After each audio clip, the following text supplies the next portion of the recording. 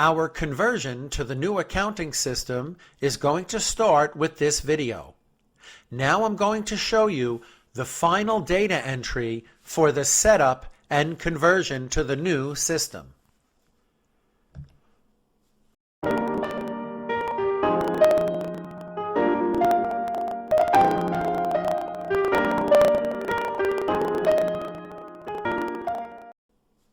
We've already discussed accounts receivable and accounts payable, and we've already discussed the fact that we only have to enter currently relevant transactions to set these up. We remember from previous videos that they included open invoices in their original amounts and any payments or credits that have been applied to those invoices. And on the vendor side, we have to enter all of the unpaid bills that are currently open and in their original amounts. And again, we have to enter any payment or credits that have been applied to those unpaid bills. Now, this video assumes one of two things about the students watching this video. Some students have already finished the Mastering QuickBooks Online course and have the correct results, and they're ready to start the advanced course with the correct numbers. Now, if that's you, you can just go directly to the advanced Q.B.O course, and you don't have to finish this course about setting up a new system or converting from an old system to a new one.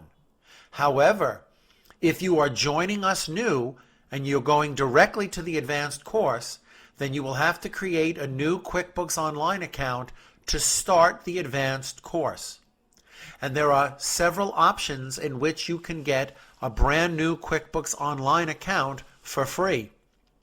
You should watch the opening videos of the original Mastering QuickBooks Online course for all the different options you have for getting a QuickBooks Online account for free. And I'm assuming that if you're joining this course, you already have your account ready and it's empty and it's ready to be filled with the things that you want to put in to set up the beginning numbers of the advanced course, which will be the ending numbers of the Mastering QuickBooks Online course. Now, as we discussed in previous videos, you must enter the currently relevant transactions and follow this video step by step and listen carefully to its instructions in order to make sure you're inputting everything correctly. And of course, I'm going to show you what the transactions are, and I recommend that you pause the video at the moment you're entering each section of transactions. This way you can read the transactions and smoothly enter them into your QuickBooks Online to help set up. Using the methods that we discussed in previous videos, I am displaying here all of the open invoices in their original amounts so that you can clearly read from the computer screen in this video and record them into your new system one by one. Each column represents a piece of data that you need to record in the invoice, and remember, they are the original amounts. Once you finish this, you will then move to the next part of your accounts receivable setup by entering all of the payments that have been applied to those open invoices as of the conversion date.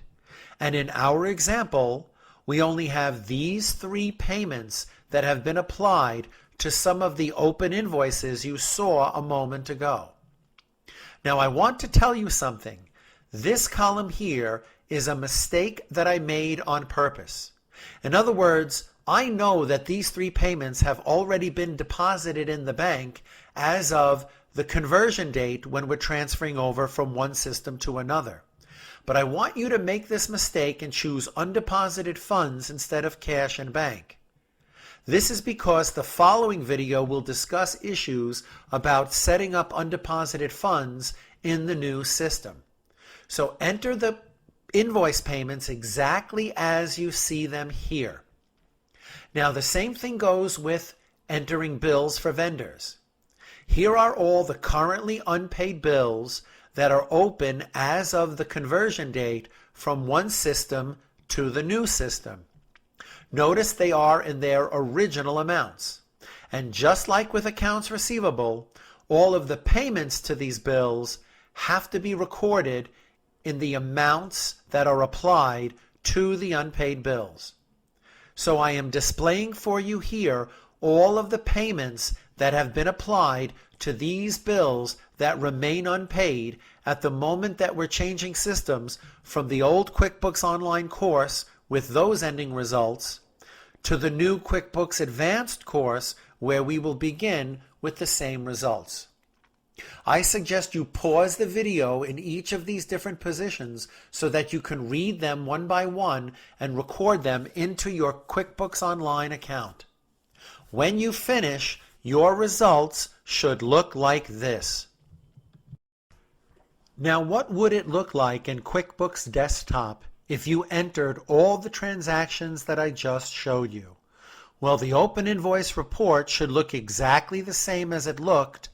Of course, some small differences, but basically these are the open invoices in the correct amounts because I entered the original amount of the invoices as well as the payments that have been applied.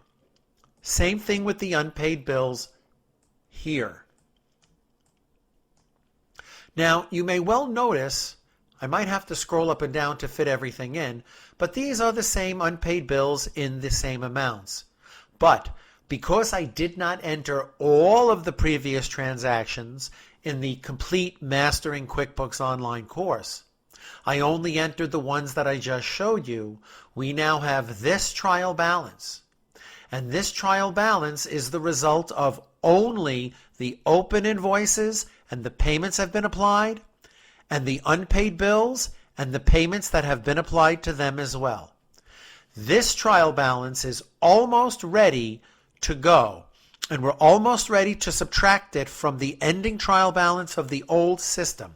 But everything I show you in QuickBooks Desktop, I'd like to show you in QuickBooks Online. So, if you're in QuickBooks Online, you would click Reports, and of course the open invoices would be the same. It wouldn't matter what system you're using, and this is the way it would look. And of course, if we go back and we go to the unpaid bills, again, it's the result of the same transactions, so it shouldn't matter what system you're using. You should still have all the same numbers. Now, the most important report is the trial balance.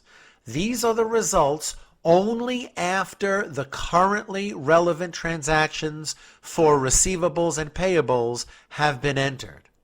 And we could use these numbers to subtract from the original numbers to get the amount of journal entries we need to be able to make that setup journal entry, and then our numbers will begin correctly. However, there's one more thing we have to do. If your company uses the undeposited funds feature in QuickBooks and you happen to have some undeposited funds at the moment that you're changing accounting systems, then you have no choice but to set up undeposited funds before you can make your main setup journal entry.